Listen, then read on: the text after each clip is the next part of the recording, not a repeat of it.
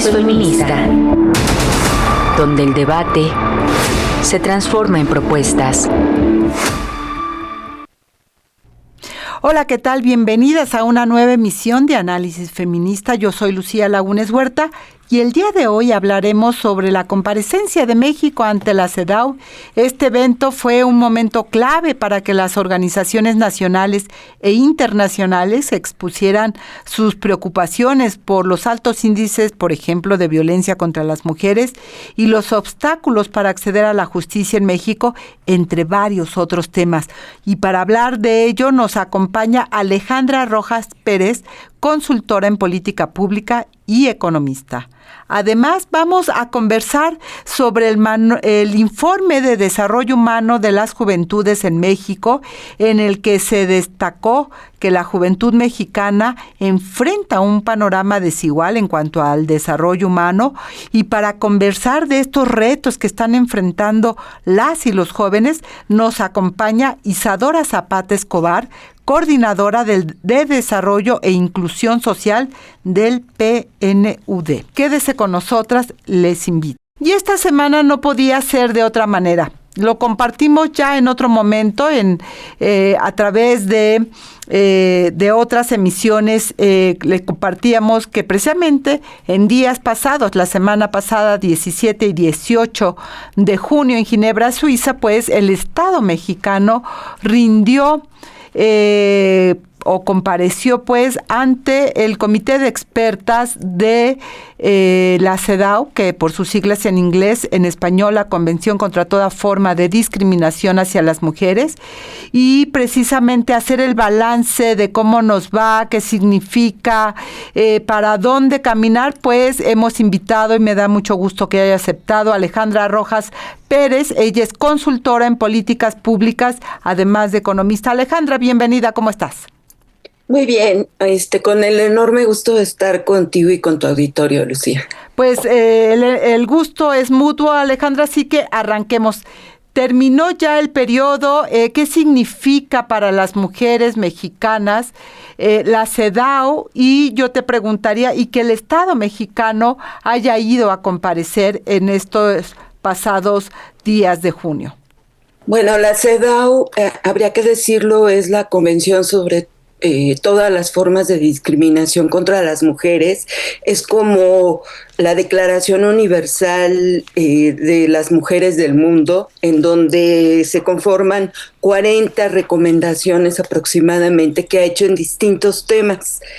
Y periódicamente a cada uno de los estados partes se le hace un cuestionario. El gobierno o los estados tienen que formular un informe de cómo está la situación, cuáles son los avances, cuáles son los retos, y sobre todo presentar evidencias de sus resultados.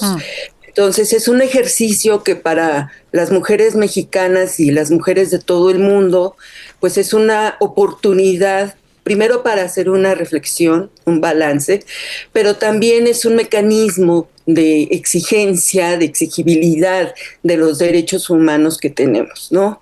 Y esa es su importancia.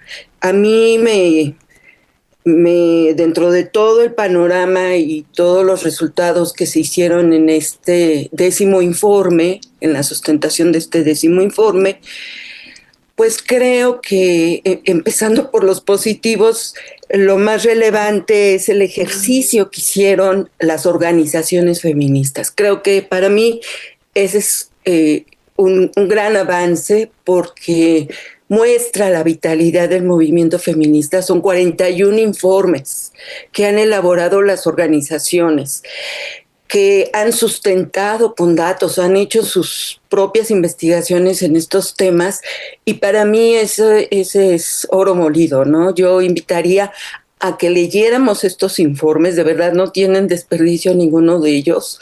Podríamos nombrar a todas las organizaciones, pero de verdad eso creo que nos está mostrando el músculo que tiene el movimiento feminista mexicano. Tú hablabas de 40 recomendaciones de CEDAW. Supongo que hablas de recomendaciones generales. observaciones generales, sí. Sí, porque recomendaciones al a Estado México. mexicano es lo que te iba a decir, ya no me cuadraron los datos, pero sí No. quería precisar a lo que te Sí, referías. es la convención y sus 40 observaciones generales que tratan sobre distintos temas. Pero al Estado mexicano, desde que se hacen estos ejercicios, van la contabilidad de 209 recomendaciones al Estado mexicano. Sí, que no se ha cumplido. Exacto. Y ahí quería entrar, es decir, sin duda, ya lo enmarcabas tú, la convención, la CEDAW, como se le conoce por sus siglas en inglés, pues ha vuelto por el paso del tiempo. Es una convención que se firmó en 1979, si mi memoria no me falla. México la ratifica en 1981. Se vuelve el marco de derechos humanos de las mujeres, digamos, en la litis internacional, ¿no? Es como la guía de ruta de lo que tendrían que hacer los estados, y esto es muy importante de hablar de los estados, independientemente del color del partido político que pudiera estar gobernando en una nación u otra, pues quienes ya firmaron y ratificaron, pues están obligados a, ¿verdad? Darle seguimiento, no porque se firmó en 1981, 2025, pues yo, y a mí, ¿por qué diría Vicente Fox? Pero explícanos de qué ha servido la CEDAW aterrizando en México, ¿no? ¿Qué ha podido impulsarse, qué no? O para que, porque a veces uno escucha estas convenciones, mujeres comunes y corrientes como cualquiera de nosotras, que no conoce, ¿no? Todo este andamiaje internacional y puede oír, pues la CEDAW, quién sabe qué es eso, y a mí, en mi vida cotidiana, ¿de qué me sirve? Sí. Bueno, nos ha servido para conocer el contenido mínimo de los derechos humanos de las mujeres, porque cada observación va puntualizando en distintos temas, ya sea derechos sexuales, ya sea la cuestión de las mujeres rurales, en fin, hay una temática y en cada una va diciendo, nos va dando directrices, y esas directrices nos han servido desde entonces para promover una serie de reformas legislativas, es decir, para hacer esta armonización legislativa, tanto en nuestra Constitución, en algunos casos, como en las leyes, sobre todo en las principales leyes, que es la Ley General de Igualdad, la Ley General para prevenir, atender y sancionar la violencia contra las mujeres, entre otras, ¿no? Pero nos ha dado esa orientación con la cual nosotros hemos en estos años como movimiento feminista y poder incidir de alguna manera en la construcción de instituciones, ¿no? Otra cosa son los resultados, ¿no? Que ahí ahorita entramos también, ¿por qué no? Porque no podemos desligar la creación y sobre todo cuando en este periodo en el que se acaba de ir, pues quien encabeza la delegación es una instancia de reciente creación, que es la Secretaría de las Mujeres, que además no solo llega a sustituir al Instituto Nacional de las Mujeres, sino absorbe pues una instancia completa que había emanado de la Ley General de Acceso de las Mujeres a una vida libre de violencia. Porque, perdón. ¿Tienes algún problemita ahí, Ale? Es que entró una llamada, perdón, Lucía. No te preocupes. Decía, sobre todo porque pues quien encabezó la delegación es precisamente la Secretaría de las Mujeres, ¿verdad? Que no solo sustituye al INMujeres, sino que absorbe la CONAVIN, la Comisión Nacional para Atender y Prevenir la Violencia contra las Mujeres, que emanaba de la Ley General de Acceso de las Mujeres a una Vida Libre de Violencia. Y bueno, es una instancia que trata de abarcar demasiado, ¿verdad? Como resolver todos los problemas de la mitad de la población que somos las mujeres, ni más ni menos, además el Sistema Nacional de Cuidados, en fin, una serie de cuestiones que fue precisamente quien encabeza esta delegación y va a responder sobre estos cuestionamientos. Tú como experta en política pública, mi querida Alejandra, y pues economista, pero sobre todo en política pública, después de cada comparecencia, porque esta es la 10ª, tú la decías ya, ¿qué ha pasado en términos de política pública? ¿Qué se ha modificado? ¿Qué se ha ido construyendo? ¿Con qué llegó el Estado mexicano precisamente en esta 10ª comparecencia? Bueno, se habló de esto, de esta reestructuración institucional. Las expertas manifestaron preocupación al respecto y pidieron información. Y lo único que se les contestó es que pues era muy poco tiempo para hablar de resultados, ¿no? Y efectivamente... De las mujeres, ¿no? ¿Te refieres a la Secretaría de las Mujeres? Sí, a la Secretaría de las Mujeres. Y efectivamente, pues la preocupación giró sobre todo en que y sobre todo también la preocupación de las organizaciones en que es una estructuración no fue decidida el diagnóstico. Alejandra, estamos teniendo problemas con tu internet. Creo que si cierras tu cámara, a ver si te escuchamos con nitidez, porque se empezó a congelar. Seguimos con... Ya. Sí, te escuchamos. Es muy importante escucharte con nitidez, mi querida Alejandra. Así que adelante. Ay, qué pena con tantas interrupciones.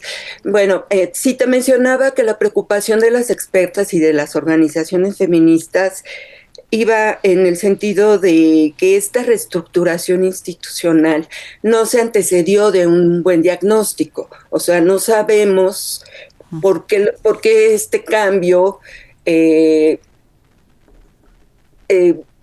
en qué áreas se necesita cambiar y por qué no se hizo un balance del trabajo de CONAVIM, y simplemente se considera que el tener una secretaría pues es colocar en el mayor nivel, por ejemplo, como lo pide Beijing, colocar en el mayor nivel del poder el tema.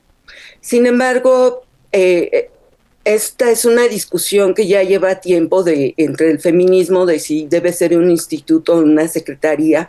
Yo creo que más allá de si es un instituto o una secretaría, lo que significa es pues la voluntad política, ¿no? Del poder real, ¿no? Y que no se entiende todavía que la estrategia de Beijing, la estrategia de CEDAW es la transversalización de la perspectiva de género, ¿no? Y no se entiende, bueno, fue lastimoso escuchar a Citlali hablar de una transversalización de la igualdad sustantiva. O sea, eso está demostrando que no le cae el 20 todavía de cuál es la estrategia, de por qué lo que se está transversalizando es la perspectiva de género. En lo que yo llamo el feudalismo de la administración pública. O sea, no se trata de que una secretaría haga, ¿no? Porque el tema no es un sector. O sea, la igualdad entre mujeres y hombres no es un sector de la administración pública, sino que se necesita que todas las dependencias y todas las instituciones del Estado se aboquen a cerrar las brechas de género y atender las tasas de violencia. Y es una cosa muy distinta. Entonces, si las funcionarias no entienden por qué esta estrategia de transversalización, pues estamos en serios problemas. Ahora, Alejandra, perdón, porque has tocado temas importantes. Dices, no es lo mismo transversalizar la perspectiva de género que la igualdad sustantiva. Me gustaría que pudieras explicar la diferencia y también nos digas, usas este término feudalismo de la administración pública, que nos pudieras decir a qué te refieres en estos dos sentidos, mi querida Alejandra. Sí. La igualdad sustantiva es un concepto que nos refiere a que esa igualdad que ya se declaró en la Constitución y en las leyes se traduzca en la vida real, en la vida cotidiana de las mujeres, en el ejercicio de sus derechos. Es decir, que dejemos los derechos de papel y realmente las mujeres gocen de los mismos derechos que los hombres. A eso se refiere. Eso no es lo que se va a transversalizar, ese es el objetivo. Ese es el resultado, digamos. Claro, la transversalización es la estrategia, o sea, que no confundamos los conceptos porque partimos mal, ¿no? Lo que queremos transversalizar o la estrategia que desde Beijing y CEDAW se ha promovido es la transversalización de la perspectiva de género, que es toda una metodología para entender los contextos, entender los instrumentos y los cambios que se necesitan hacer. Esa es otra cosa. No sé si me expliqué. No, sí, Alejandra. Pero sí me llamó la atención que, bueno, que si Tlali hablara, usara mal estos términos que son muy importantes. De hecho, el Plan Nacional de Desarrollo que se presentó en la página 5, lo puedes ver, habla todavía de equidad de género. Cuando este concepto, por una recomendación de CEDAW desde 2006, ya no se usa. Entonces, bueno, yo entiendo que pues las funcionarias necesitan una curva de aprendizaje, espero que sea rápida y que espero que entiendan cuál es nuestra estrategia. Y que más allá de que sea una secretaría o un instituto, que yo me declaro a favor de tener un instituto porque es lo más favorable a la estrategia, pues nos pongan la voluntad y tengan la fuerza para sentar a las demás dependencias a coordinarse y a cerrar las brechas de desigualdad, que es de lo que no se habla, ¿no?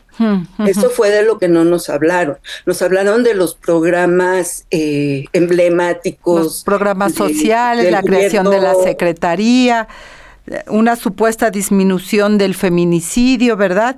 Y te referías, que es el segundo concepto, antes de irnos a la pausa, el feudalismo de la administración pública. Feudalismo porque cada titular de la Secretaría de Educación, de la Secretaría de Salud, son como señores feudales. Cada quien su parcelita, cuando para cerrar una brecha tú necesitas que intervengan todas esas secretarías. O sea, no le toca solo a un sector, sino que es intersectorial. Esa es la transversalización. Claro, porque si no, entonces, que eso es lo que suele pasar en muchas ocasiones, y con esto nos vamos, como ya tienes la Secretaría de las Mujeres que resuelva todo, la Secretaría de las Mujeres, que a mí Hacienda no me toca, que Educación no me toca, que Salud ya estoy haciendo las campañas, no sé, de cáncer de mama, y ya más no me toca, porque eso le toca, etcétera, etcétera. De eso es a lo que te refieres en términos del feudalismo de la administración pública. Era lo que buscaba combatir los sistemas, ¿no? Los sistemas nacionales de igualdad y de violencia. Y entonces, pues regresamos a esto que tú comentas. Entonces todo mundo se tira la bolita y ya no queda claro, ¿no? Porque habría que ver si la Secretaría de las Mujeres lo que realmente está anteponiendo es cerrar las brechas y atender las tasas de violencia, o simplemente operar pues los programas emblemáticos de transferencias monetarias. Estamos conversando con Alejandra Rojas Pérez. Ella es consultora en políticas públicas, además de economista.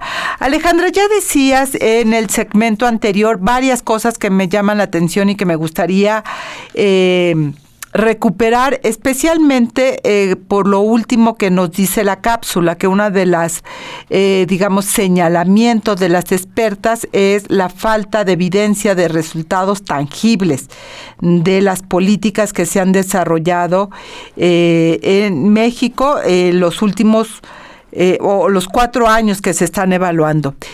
Tú hablabas de la confusión de conceptos, de el desconocimiento de el marco legal, de la conceptualización que el feminismo ha construido a lo largo de los años. Y ponías el ejemplo de la transversalización usado erróneamente de la igualdad sustantiva, pero también hablabas de la palabra equidad de género, que está en el Plan Nacional de Desarrollo, que pues recientemente se dio a conocer y que, bueno, pues será la guía. Y cuando tenemos un gobierno con una presidenta mujer, la primera en América del Norte, nuestro país, que se usó también muchísimo en la comparecencia en CEDAW, como si esto fuera un acto mágico, que al tener la primera presidenta todas las desigualdades y discriminaciones de las mujeres desaparecen. Yo te pregunto si lo que estamos teniendo enfrente es una política de simulación y de vaciamiento político de lo que han sido las demandas del feminismo, que es un poco lo que se refiere también a algunos de los cuestionamientos de las expertas ante la CEDAW. ¿Tú qué opinas, Alejandra? No, pues yo coincido contigo, se sigue manteniendo esta simulación, no solo del actual gobierno, sino de los anteriores, ¿no? Hay que decirlo que pues parece que es la política de Estado del paternalismo, ¿no? O sea, sí nos dan algunas concesiones, pero en realidad no hay avances concretos, ¿no? En términos de resultados. Y esto es preocupante, sobre todo una cuestión que, y tú eres periodista, que yo creo que en estos momentos nos preocupa mucho, es esta falta de evidencia estadística, esta falta de datos, y en el contexto que estamos ahorita, en que ya no tenemos INAI, en este cambio de Coneval al INAI, por ejemplo, al INEGI, todo ese trabajo del sistema estadístico de género, creo que es otro de los aspectos a cuidar, ¿no? En el marco de CEDAW, la misma CEDAW nos pide generar estadísticas desagregadas, ¿no? No solo entre hombres y mujeres, sino entre otros motivos de discriminación. Entonces, sí, la falta de información me preocupa, porque de eso se nutrieron los informes sombra en gran medida, ¿no? Que son la tela a partir de cual la fuente primaria para las expertas, ¿no? Conocer estos informes. Entonces, ¿qué posibilidades de que estos informes puedan contar con información creíble, confiable, veraz? No lo sé. Y creo que esa es por lo menos para mí es una gran preocupación. Y claro, por supuesto, porque como bien lo señalas, al revisar los informes de las organizaciones que se conocen como informes sombra, las referencias a las cuales se hace tiene que ver con el Coneval, tiene que ver con el sistema, el secretariado ejecutivo, en fin, que son instancias que no sabemos cómo van a seguir. Bueno, el Coneval ya desapareció y bueno, fue muy mencionado en esta comparecencia por el propio gobierno. Ahora no sé mano de qué echará, pero bueno, creo que esos son como los retos que nos vamos a ir enfrentando y que vamos a empezar a carecer de información pública fidedigna, porque puede que haya información o estadística, pero no sé, Alejandra, si lo que vamos a tener es una estadística de la cual empecemos a dudar. Sí, totalmente, Lucía. Yo también tengo esa percepción, lamentablemente. Ahora, Coneval sí nos dio metodologías sobre la feminización de la pobreza, que fue otro de los temas que se trató con este informe, en donde se hacen cuentas alegres de que se sacaron a las mujeres de la pobreza, y se habla, claro, por las transferencias monetarias, por la parte de ingresos, pero la medición de la pobreza implica también el acceso a derechos, y esa parte no se oculta. Por eso coincido contigo en que estamos en muchísima simulación, ¿no? Porque no es solamente dar un recurso, que está bien, sino la pregunta es si realmente esos recursos están asegurando la autonomía económica de las mujeres o son temporales, porque dependen de qué tan sanas sean las finanzas públicas, ¿no? Qué tan estables puedan ser esos ingresos. Y pero no es solamente dar el pescado, sino enseñar a pescar, sino generar condiciones en los mercados laborales. Y esa parte, debo decir que en el Plan Nacional de Desarrollo, la parte económica y social, me parece que habría que reconocerlo, tiene todo el sello de CEPAL, ¿no? O sea, sí se habla de brechas. Esa parte a mí me deja más o menos tranquila. La parte del Plan Nacional de Desarrollo que sí me inquieta es la parte de violencias, porque esa sí queda totalmente, pues, ambigua, no concreta, etcétera, ¿no? Pero creo que esta parte socioeconómica, se promete un sistema nacional de cuidados, solamente con el DIF, no sé, habrá que conocer la propuesta, pero nos dicen que ya desde julio va a empezarse a revisar este asunto. Puede sonar a una buena noticia, esperemos que no sea parte del juego de la simulación, pero lo que me preocupa es la parte de violencia, y creo que ahí hay muchísimos retrocesos, ¿no?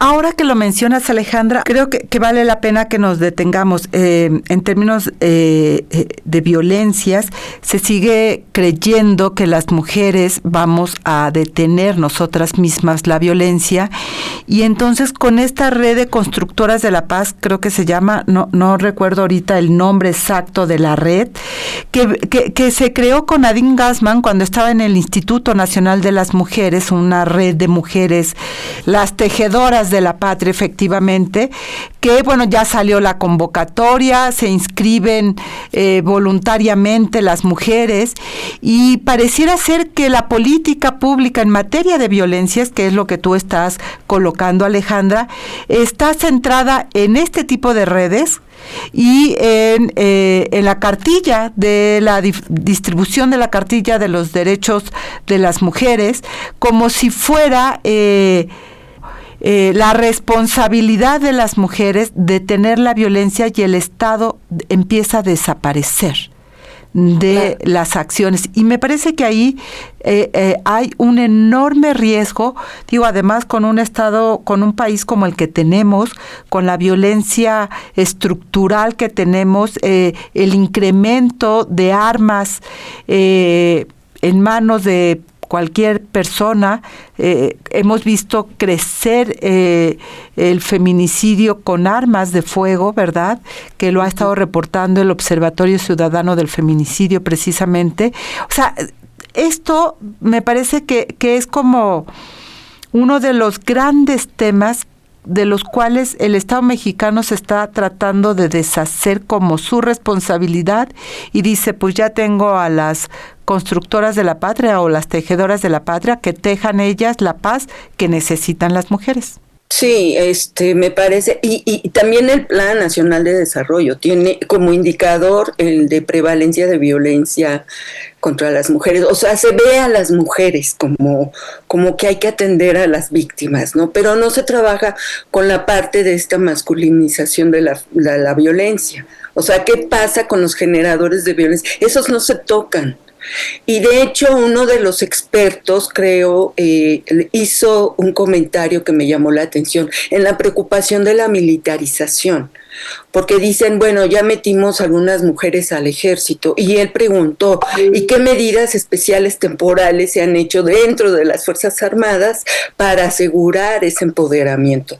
O que se escuche a esas mujeres adentro de las Fuerzas Armadas. Silencio. Entonces, me llamó la atención, porque ¿qué pueden hacer estos programas de tejedoras de la patria frente a contextos? Y que no es nuevo, mi querida Alejandra. O sea, mujeres en el ejército ingresaron desde los años 90, por ahí, cuando estaba el suplemento doble jornada, salió la nota, por ejemplo, de que el servicio militar voluntariamente también lo podrían hacer las mujeres. Y han ido ingresando en diferentes niveles, pero algo que hay dentro del ejército y que está precisamente contenido ahí, tiene que ver, uno, con la poca transparencia, algunas pocas denuncias de violencia sexual por parte de, de la estructura castrense hacia las propias mujeres militares. En fin, ese mundo que hoy está tan empoderado, ese sí está empoderado, ese sí tiene recursos económicos, ese sí tiene una impunidad, porque ellos investigan, ellos resuelven, ellos hacen todo. No hay realmente una garantía de que las mujeres que ingresan al ejército van a tener condiciones libres de violencia, en igualdad, sin discriminación, para desarrollar, por ejemplo, una carrera militar.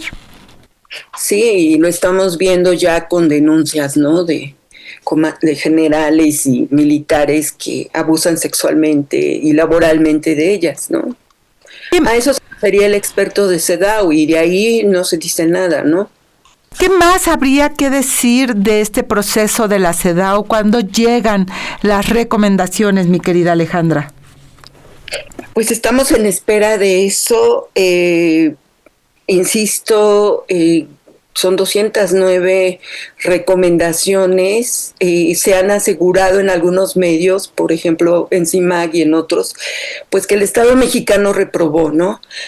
Que es una figura, pues metafórica, porque en realidad estos ejercicios no es para reprobar a los estados, pero si tú tienes un 70% de incumplimiento, pues sí, es desalentador, por decirlo menos, ¿no? ¿Hay un plazo para entregar las recomendaciones por parte de las expertas? ¿Las recomendaciones son públicas?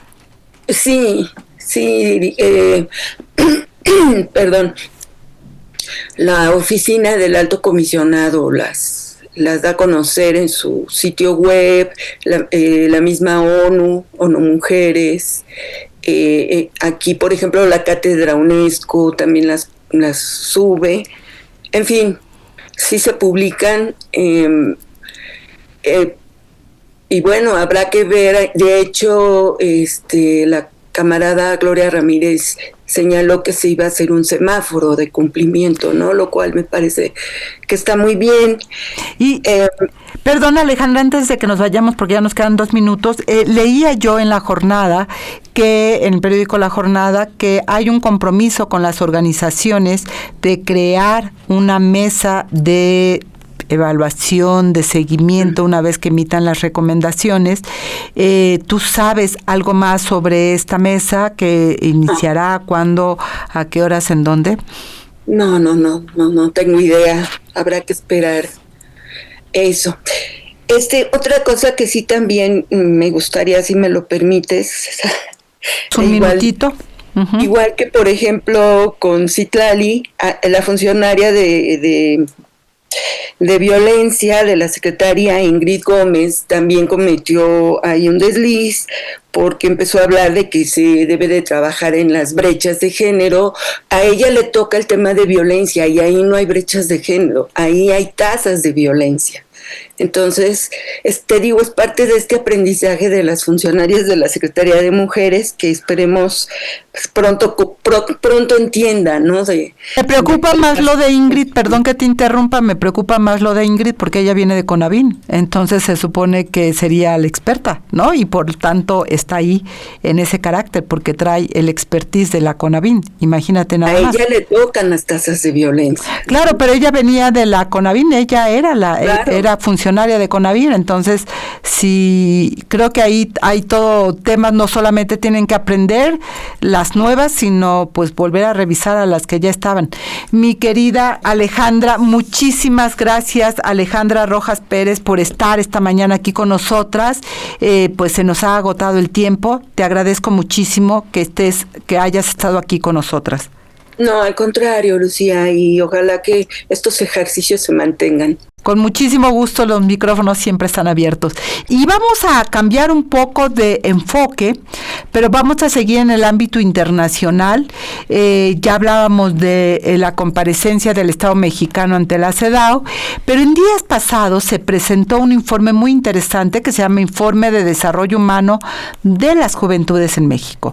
¿Qué pasa con nuestras jóvenes y nuestros jóvenes? ¿Qué están encontrando? ¿Qué habría que poner el foco? Pues de eso nos va a hablar Isadora Zapata Escobar. Ella es coordinadora de Desarrollo e Inclusión Social del PNUD o del Fondo de Población. Tú ya nos lo dirás, mi querida Isadora. Bienvenida y bueno, pues este es tu espacio. Cuéntanos qué encontraron en este informe de desarrollo humano de las juventudes en México. Muchas gracias, Lucía. Bueno, yo soy Isidora Zapata, justamente del PNUD, del Programa de las Naciones Unidas para el Desarrollo. Y justamente hace unos días pudimos lanzar este reporte que la verdad es que nos tomó mucho tiempo, mucha cabeza y mucho entusiasmo de realizar. Es un esfuerzo conjunto que estamos haciendo justo con el Fondo de Población de las Naciones Unidas, UNFPA. Y quizás lo primero a mencionar es que este es un reporte bastante innovador y que viene un poco a presentar datos que nos hablan de realidades específicas que viven las juventudes en México que son sumamente relevantes, ¿no? O sea, es un análisis bastante riguroso. Nosotros nos focalizamos en tomar fuentes de datos que fueran confiables, creíbles, ¿no? Y que nos permitan justamente hacer este análisis robusto y territorializado de las condiciones de vida de las personas jóvenes en las diferentes entidades federativas del país, ¿no? Y porque quizás partir diciendo como, ¿por qué nosotros empezamos a hacer esto? ¿Por qué quisimos hacer este análisis? Y es porque hoy día, por decirlo de alguna manera, México está en un momento clave de su historia demográfica, ¿no? Hay 40 millones de personas jóvenes y esto es un bono demográfico, como podemos llamarlo, que representa una oportunidad única en México. Es una oportunidad única ya que tenemos que hacernos cargo de una gran población juvenil, una gran población juvenil que es diversa también. Dentro de estos 40 millones de jóvenes hay más de un 37% que están en condiciones de pobreza, más de 2 millones de personas jóvenes que hablan lenguas indígenas, más de 2,5 millones de juventudes que viven con alguna discapacidad, etcétera. Pero también sabemos que esta ventana de oportunidad que representa este bono demográfico es una ventana también que se está cerrando. La población, no solo en México, sino que en el mundo en general, está disminuyendo y está aumentando la población adulta mayor. Y en ese sentido este informe es clave, ¿no? Isadora, una pregunta. Sí. A ver, para que entendamos la juventud, porque a lo mejor yo me siento muy joven, pero no necesariamente en este rango de edad. Somos todas jóvenes, Lucía. Eso lo sé de espíritu y de corazón, pero en términos del informe, ¿hasta qué rango de edad se está contemplando la juventud? Para que tengamos claridad. Y si hay diferencias en lo que están viviendo las jóvenes y los jóvenes. Sí, por supuesto. Mira, el informe, nosotros por un tema estadístico estamos considerando la mayoría de los indicadores que consideramos a población entre 12 y 29 años. En algunos casos solo podemos considerar entre 15 y 29, pero son los menos. Y sí, efectivamente, se encuentran diferencias importantes entre las jóvenes y los jóvenes. Este indicador tiene 3 dimensiones, ¿no? El IDH en general se focaliza en educación, en salud y en ingresos, ¿no? Y quizás una de las primeras cosas como que salta a la vista con el IDH Juventudes, que hay que tener muy claro que es IDH Juventudes y no es IDH sin apellido, ¿no? Porque el IDH sin apellido solo contempla 4 indicadores y nosotros poniéndole el apellido Juventudes estamos considerando 9 indicadores. ¿Okay? El índice de desarrollo humano, ¿no? El IDH que estás hablando, como para que nuestra audiencia sepa de qué siglas y a qué se está refiriendo, ¿verdad? Sí, justamente. IDH es el índice de desarrollo humano que el PNUD calcula desde la década de los 90 y contiene estas 3 dimensiones, ¿no? Ingreso, educación y salud. Y el IDH Juventudes es lo que nosotros hicimos ahora. Y en estas mismas 3 dimensiones tiene 5 indicadores adicionales que permíteme mencionártelos porque creo que justamente reflejan un poco el espíritu del reporte, ¿no? Estos indicadores complementarios son la tasa de fecundidad adolescente, las muertes por causas violentas, el acceso a Internet de los hogares, el acceso a empleo formal y el ingreso disponible después de pagar la vivienda, ¿no? O sea, con cuánto ingreso realmente disponen las juventudes. Partimos como de una batería de indicadores gigantes que nosotros queríamos incorporar, pero justamente como limpiando y viendo como justo la rigurosidad de los datos con los que nosotros contábamos, nos quedamos con estos 5 que creemos que reflejan bastante bien un poco lo que diferencia a las juventudes de otros grupos etarios, ¿no? Y entonces en ese sentido quizás lo primero que sale a la luz justamente son las diferencias de género que existen en salud. Obviamente nosotros sabemos que México, junto con Colombia, es de los países que tiene una tasa de embarazo adolescente de los mayores países de la OCDE, ¿no?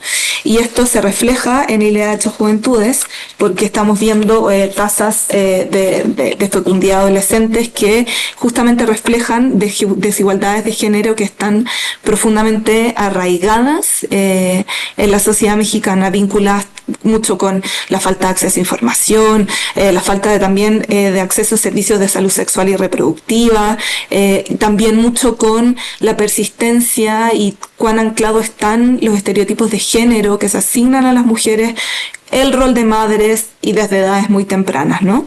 Y que llama la atención cuando tú dices falta de acceso a la información, cuando pareciera ser que el internet, las redes sociales, el TikTok, etcétera, hoy nos da toda la información que queremos, y creo que colocas un tema fundamental, es decir, tenemos más palabras girando alrededor de las redes sociales que nos dan una falsa percepción de que estamos bien informadas, pero no es así, porque no todo lo que está ahí nos está sirviendo en la vida. Sí, totalmente. Bueno, ahí hay dos cosas, ¿no? O sea, por un lado, cuando tú ya accedes a ese tipo de información, no estamos muy seguras de cuán real es esa información, y también cuán sesgada es esa información también, porque recordemos, ¿no?, que las redes sociales nos van siguiendo, entonces finalmente yo recibo información como de mi propia burbuja, pero esto también nos refleja, nosotros en el IDH Juventudes también integramos el indicador de acceso a Internet, y el acceso justamente a la digitalización es profundamente desigual en México, ¿no? O sea, hay juventudes que efectivamente tienen muchísimo acceso a tecnologías de la información porque tienen acceso a Internet, están muchísimo más conectadas, sobre todo en zonas que son principalmente urbanas, pero hay otras zonas aisladas, zonas rurales, que viven una vulnerabilidad muchísimo más profunda, que no tienen acceso a esta información digital, ¿no?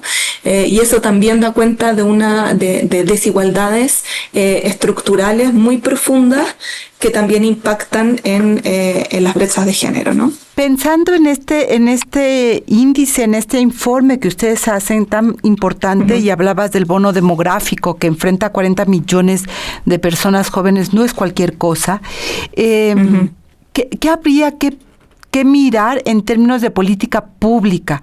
¿Hacia dónde? Porque ustedes están viendo los retos que están enfrentando las poblaciones. Cuando tú hablas del ingreso que queda después de pagar la vivienda, yo digo, ¿cuántos jóvenes realmente pueden pagar una vivienda?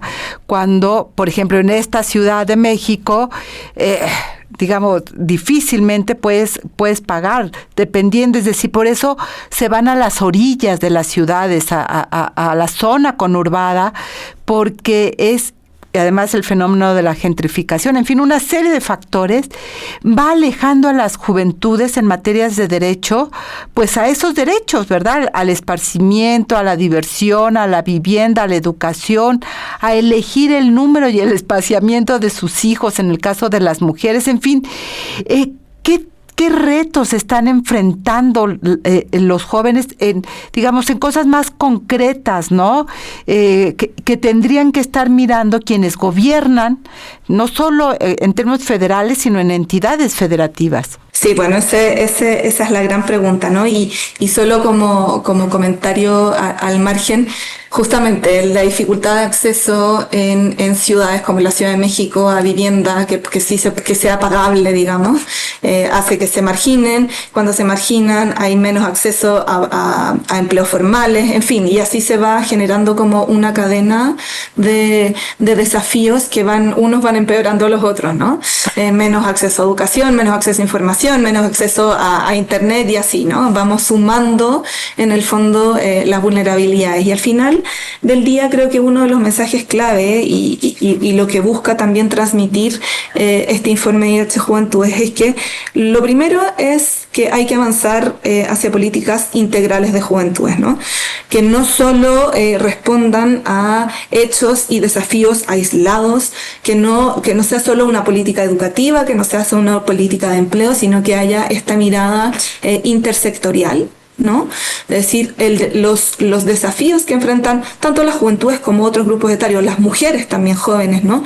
Son desafíos que abarcan muchos sectores, son interseccionales y hay que impregnar estas políticas integrales de juventudes con justamente estos enfoques interseccionales, enfoques de derecho y de ciclo de vida, ¿no? Creo que esa es como una primera lección que suena muy fácil decirlo y muy quizás evidente, pero cuando se tienen que tomar las decisiones concretas, ¿no? Es un poquito más desafiante y ahí empiezan todos los problemas de gobernanza, de cuán difícil es que nos sentemos todos en una misma mesa a conversar, ¿no? Y quizás otra de las recomendaciones, bueno, entre paréntesis, el reporte tiene una serie de recomendaciones generales y lista una serie de acciones también que nosotros estamos promoviendo que se tomen. Y dentro de estas recomendaciones justamente existen estas recomendaciones transversales que son las que te estoy mencionando ahora, ¿no? Y otra de las recomendaciones transversales que nosotros hacemos es que hay que sentar a las juventudes a conversar, ¿no? A la mesa. No se pueden tomar decisiones para las juventudes sin las juventudes. No se pueden tomar decisiones para las mujeres sin las mujeres. Y que pareciera obvio, ¿verdad? Pero no lo es. Parecerá muy obvio. Y hay que remarcarlo. Y sí. Por eso hay que decirlo y gracias por traerlo acá. A ver, ustedes lo hicieron, bueno, y está este informe, lo decías ya, mirando las 32 entidades federativas. Se ha hablado durante mucho tiempo que México no es un México, son muchos Méxicos, precisamente por estos contrastes que hay de región en región. Pensando en el informe, en el índice y en los 3 indicadores que ustedes usan, que es educación, salud e ingreso, ¿cuáles son los contrastes? Es decir, las entidades que mayores rezagos puede presentar para las juventudes y aquellas entidades que han logrado tener mejores condiciones para esas juventudes, como para mirar también estos clarososcuros que van surgiendo en el país. Sí, totalmente. Es difícil, Lucía, que yo te pueda decir como una observación muy general con respecto justo a estas brechas territoriales que nosotros analizamos en profundidad en el reporte, pero claramente el norte y el sur son distintos, se comportan de manera distinta, hay un rezago importante. O sea, nosotros si pensamos, por ejemplo, en Chiapas, vemos que en la mayoría de los indicadores que nosotros estamos considerando efectivamente están un poquito por abajo. Estados más del norte están un poquito mejor situados, pero ahí te quiero invitar a ti y tantos a las personas que nos están escuchando a darle una ojeada al informe, porque ahí se muestra claramente, tenemos mapas a lo largo de todo el informe y también tenemos unas fichas por estado, ¿no? Entonces se analizan cada uno de estos 9 indicadores que yo te estoy mencionando, se muestran por estado cómo se comportan y cómo se comportan también con el promedio nacional, ¿no? Y eso es uno quizás de los aportes más importantes del reporte. Y no quisiera dejar de mencionar también, Lucía, si me permites unos minutitos, cuando te hablaba también de las recomendaciones más generales, también de la importancia de generar datos con perspectiva de género y con perspectiva de juventud, ¿no? O de ciclo de vida. Nosotros estamos haciendo un aporte importante con esto, estamos aprendiendo mucho a través del IDH Juventudes, pero también nos queda mucho por aprender. Necesitamos más y mejores datos desagregados justamente a nivel territorial, porque como tú bien dices, no es un México, son muchos Méxicos, y para que las personas que toman decisiones en estos diferentes Méxicos puedan tomar decisiones acertadas y que respondan a sus desafíos locales, se necesitan más datos y mejores datos. Y por eso la importancia de que en la mesa se sienten también las juventudes, mujeres y hombres, Totalmente. para poder ir construyendo, porque son ellas y ellos los que están viviendo esas realidades, es decir, los datos traducidos en la vida concreta de estas juventudes. Totalmente. Y El relato, ¿no? Claro, por supuesto. También venido relato. Sí. Así es, y que no es sencillo, por supuesto, entran muchísimos factores, pero cuando uno está dispuesto a escuchar, como persona que toma decisiones, porque no solamente estamos hablando de la gobernadora ahora o el gobernador, estamos hablando de los diferentes poderes, ¿no? Es decir, el legislativo, ¿hacia dónde va a mandar los presupuestos? ¿Hacia dónde va a ir colocando la política pública? ¿Qué está discutiendo?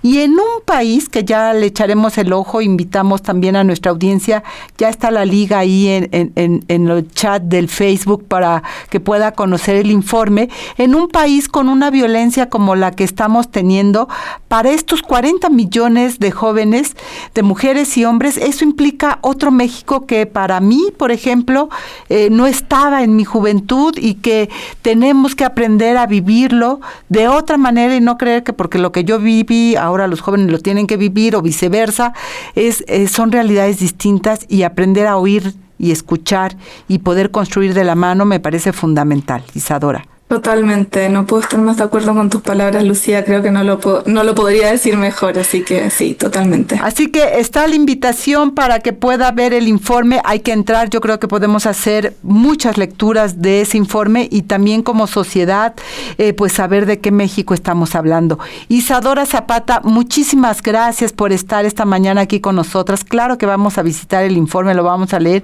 y lo vamos a utilizar, eso tenlo por seguro.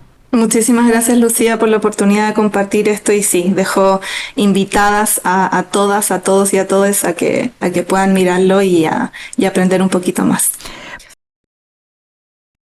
Eso fue todo en este episodio de Análisis Feminista. Les invito a compartir sus comentarios en nuestras redes sociales y recuerde que puede escuchar el resto de nuestros episodios en Spotify. Análisis Feminista, donde el debate se transforma en propuestas.